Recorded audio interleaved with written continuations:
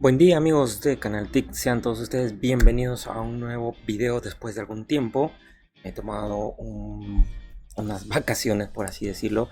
Bueno, hay que ser sinceros, tengo vida propia también. Entonces, bueno, estábamos ahí un poco luchando con las actividades del día a día, el trabajo y demás.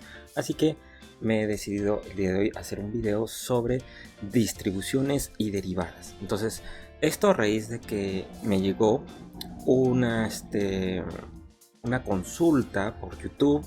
Un suscriptor me estaba consultando sobre derivadas y no lo tenía muy bien en claro. Pensaba que todas las derivadas de KDE derivaban de cadeneo, o sea, era un enredo total. Y sin embargo estoy con el derecho, la obligación de esclarecer un poco y espero no, digamos, confundirlos más quizás para quienes todavía están confundidos, ¿no? Y para quienes sepan sobre distribuciones y derivadas, pues les invito a que comenten porque a lo mejor me estoy equivocando en algunos temas muy específicos, muy puntuales y quién sabe, a lo mejor abrimos una especie de debate. Pues bien, no se olviden también que pueden suscribirse al grupo de Telegram. He creado un pequeño grupo en Telegram, el cual la dirección va a estar en la descripción de este video. Así que van a poder comentar si es que yo me estoy equivocando en este video o sobre qué temas les gustaría que hablemos entre todos, ¿no? Pues bien, voy a tratar de hacer mi mayor esfuerzo para explicar sobre distribuciones y derivadas para que quede todo bien claro, no haya ningún tipo de confusiones más adelante. Esperemos, ese es el objetivo. Pues bien, vamos a hablar sobre qué es una distribución primero, ¿no? Y prefiero empezar explicando qué es una distribución para que todos tengamos una idea clara de lo que estamos hablando y poder seguir sobre esa misma línea, ¿ok? Entonces, una distribución GNU Linux, coloquialmente llamada distro, que es el término que voy a utilizar de aquí en adelante, distro, es una distribución de software basada en el núcleo de Linux que incluye determinados paquetes de software para satisfacer las necesidades de un grupo específico de usuarios, dando así origen a ediciones domésticas, empresariales y de servidores. Por lo general están compuestas total o mayoritariamente de software libre, aunque a menudo incorporan aplicaciones y controladores propietarios, como es el caso de Ubuntu, que incluye aplicaciones o drivers propietarios, ¿no? Drivers de hardware propietarios. Ahora, aquí hago un punto aparte, ¿no? El que una distribución de software libre incluya software propietario o de código cerrado es, digamos, abre un debate sobre este asunto, ¿no?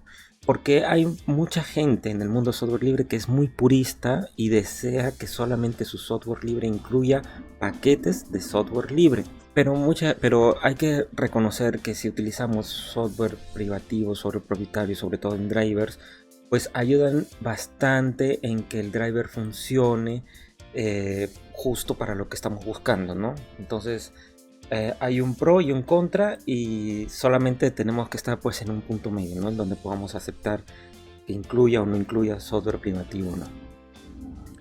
Pues bien, continuemos. Bueno, además del núcleo de Linux, las distribuciones incluyen habitualmente las bibliotecas del proyecto GNU.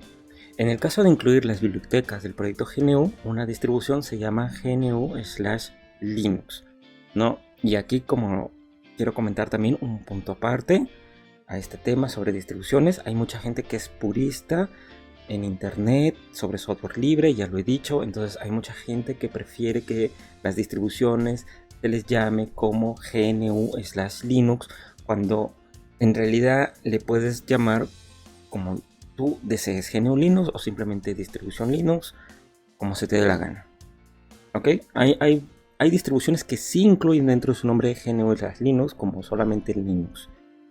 Pero para ser sinceros, no importa cómo lo llames, lo importante es usarla. Ahora, ¿por qué una distribución es derivada de otra? ¿Cómo decimos que una distribución es derivada de otra?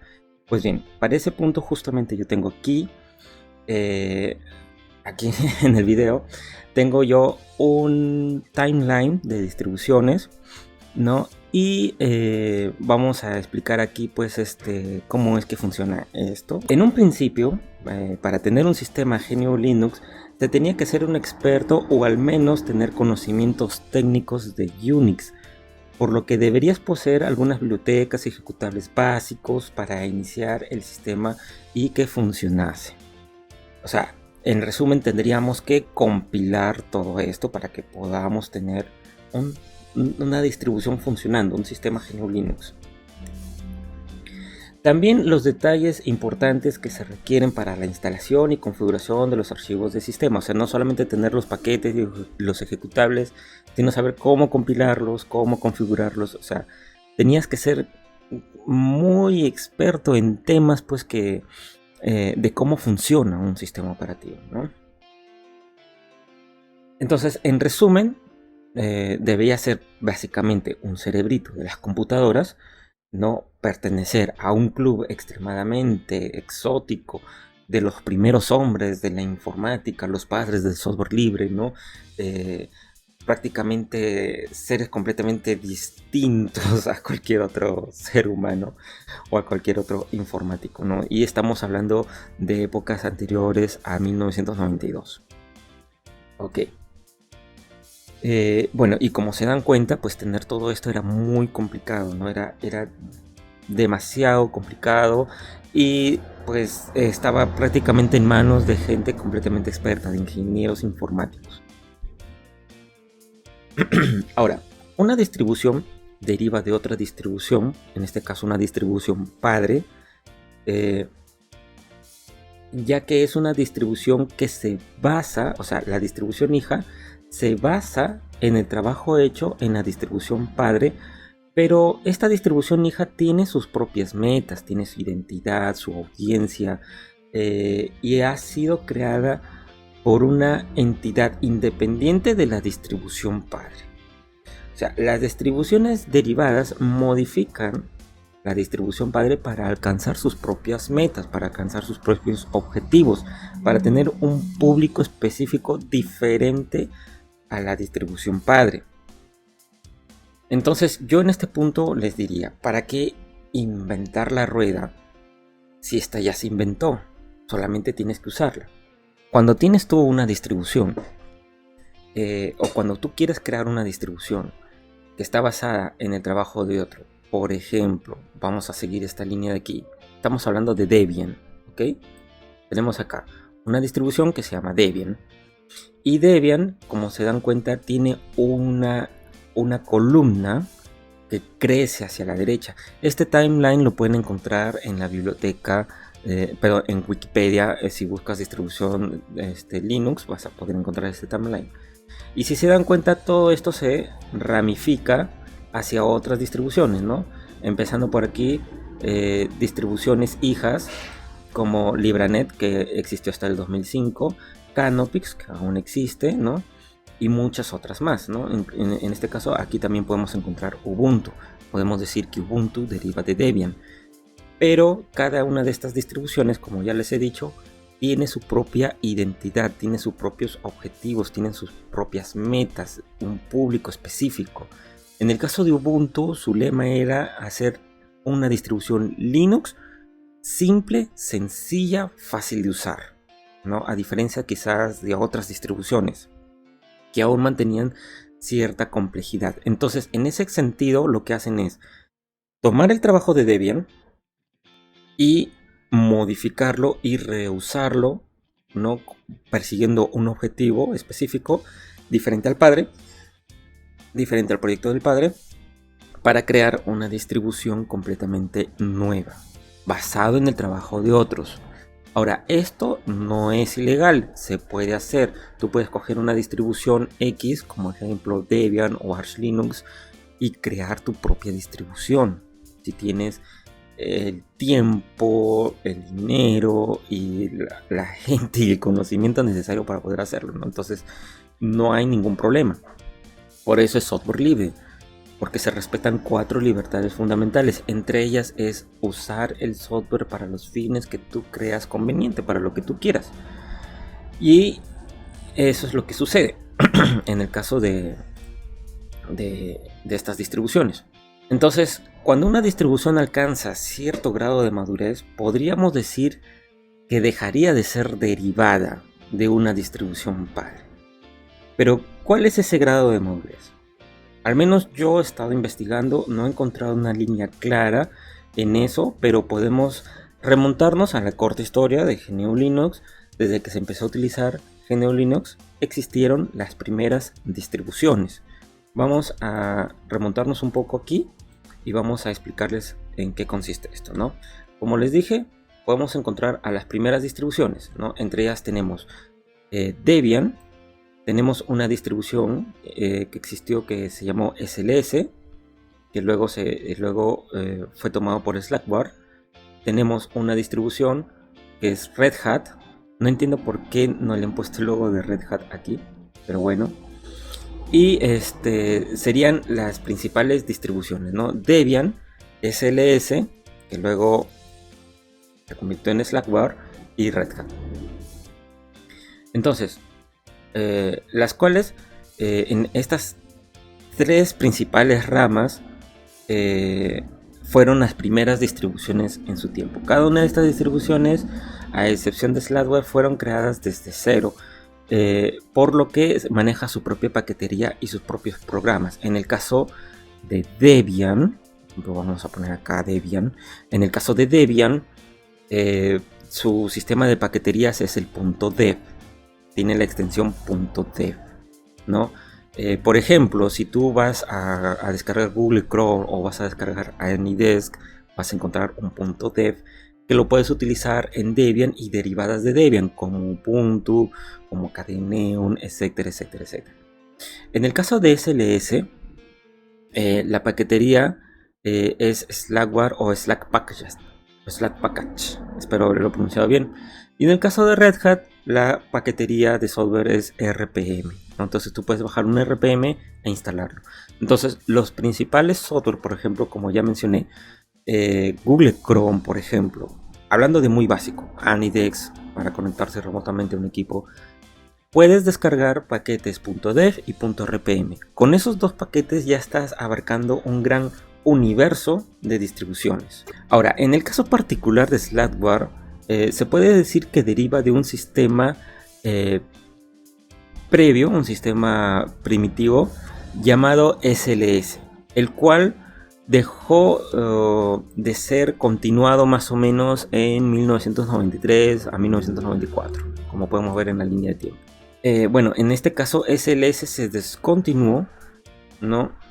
Y dejó de tener soporte, ¿no? Entonces, a partir del trabajo realizado por SLS, nace Slackware Linux, tomando la batuta y dejando una lista de distribuciones derivadas. En este caso, volviendo al punto anterior, que lo he dejado un poco en el aire, cuando una distribución deja de ser derivada. En este caso, Slackware Linux nace previo a la muerte de SLS. Se convirtió en una distribución hija de SLS. Pero SLS, al ser la distribución padre, muere porque el proyecto dejó de tener soporte, dejó de tener apoyo, qué sé yo.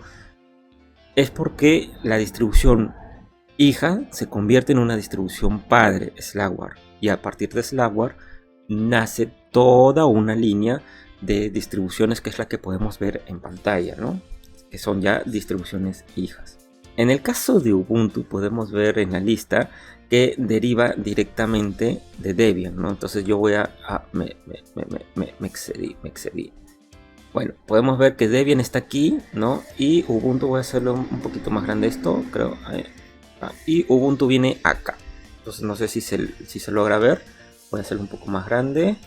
Vamos a moverme aquí. Aquí está Ubuntu, ¿no? Entonces podemos ver que esta deriva directamente de Debian. Entonces, ¿qué es lo que han hecho los ingenieros de Ubuntu? Han cogido Debian y lo han modificado para crear una distribución nueva, completamente distinta a la distribución padre. Es por ello que utiliza la paquetería de software de Debian, que es el .dev. O sea, un paquete .dev se puede instalar en Debian como se puede instalar en Ubuntu. ¿Ok? Y de Ubuntu derivan otras distribuciones, ¿no? Que entre las más conocidas de ellas tenemos Kdeneon. que es la distribución que actualmente yo estoy usando. Me siento bastante cómodo con KDE Neon. Estuve un tiempo usando Arch Linux, pero bueno, he vuelto a KDE Neon porque me siento un poco más cómodo ahí. Bueno, y todas estas distribuciones hijas de Ubuntu utilizan el sistema de paqueterías.dev.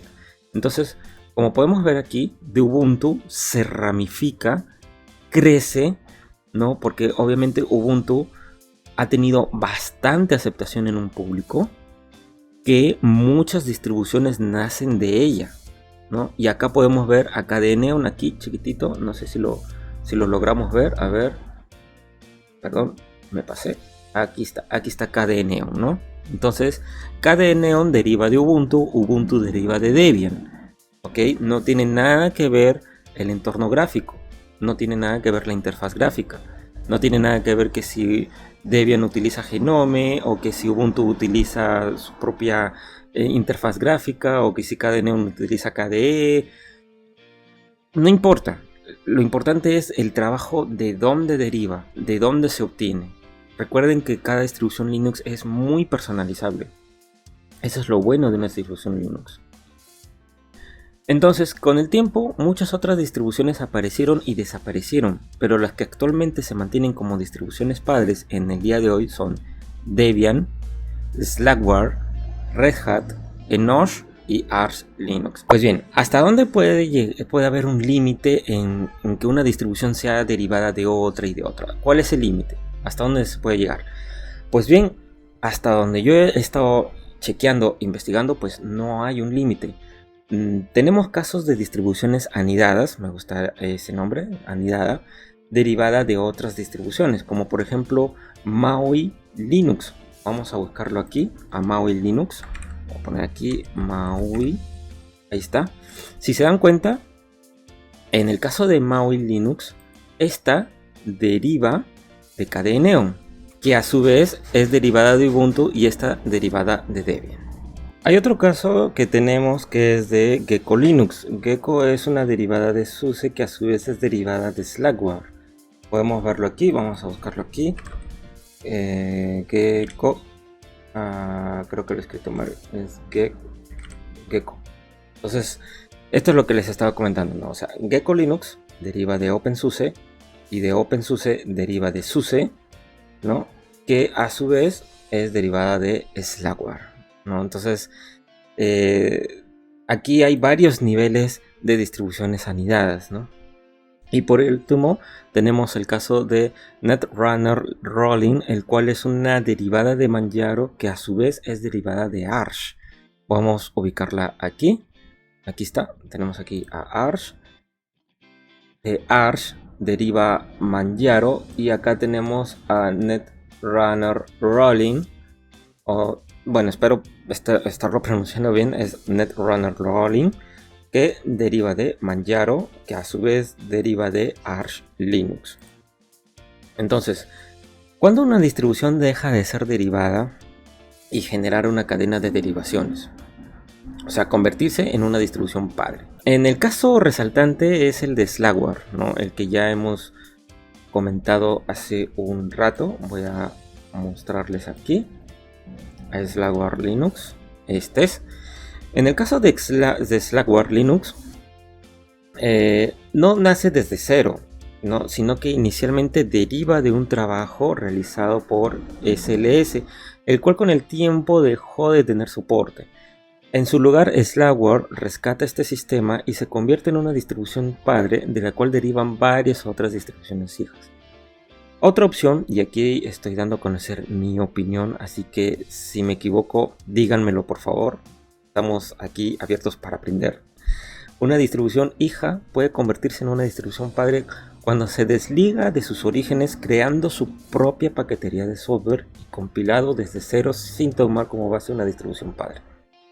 Esa es mi teoría, al menos vamos a tratar de seguir en ese camino, ¿no? ¿Es conveniente usar una distribución derivada de otra? ¿Es malo utilizar una distribución que derive de otra? ¿Es bueno? ¿Es malo? Pues bien, como ya mencioné al inicio, una distribución GNU Linux nace con un propósito, llegar a un segmento de un público específico o un público general. cargando su propia filosofía, incluyendo su software particular o un conjunto de software libre. Tiene sus propias metas, identidad, una audiencia. No es malo usar una distribución que derive de otra. No es absolutamente malo. Por lo que eres libre de usarlo, de instalarla y de hacer con ella lo que se te dé la gana. Pero un punto importante a tomar en cuenta es que se necesita ver su solidez, su estabilidad, que tenga manuales, que tenga una wiki, que tenga una comunidad de usuarios que esté activa y que te pueda ayudar en soportes, que puedas encontrar soluciones a los problemas más comunes, por lo menos. Todas estas características y herramientas que te permitan llegar a tus objetivos y que puedas estar completamente libre de poder utilizar tu distribución sin ninguna complicaciones, ¿no? En el caso particular, como les comento, yo estuve usando Arch Linux y me sorprendió bastante toda la calidad, toda la información que se podía encontrar sobre Arch Linux. Tiene una comunidad que trabaja, que está activa y te puede ayudar en soporte. Entonces, en Cadeneon también encuentras lo mismo.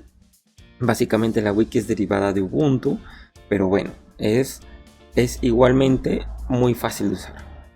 Entonces con esto yo les doy las gracias por haber estado en este video. Si te ha gustado, por favor dale like, suscríbete al canal.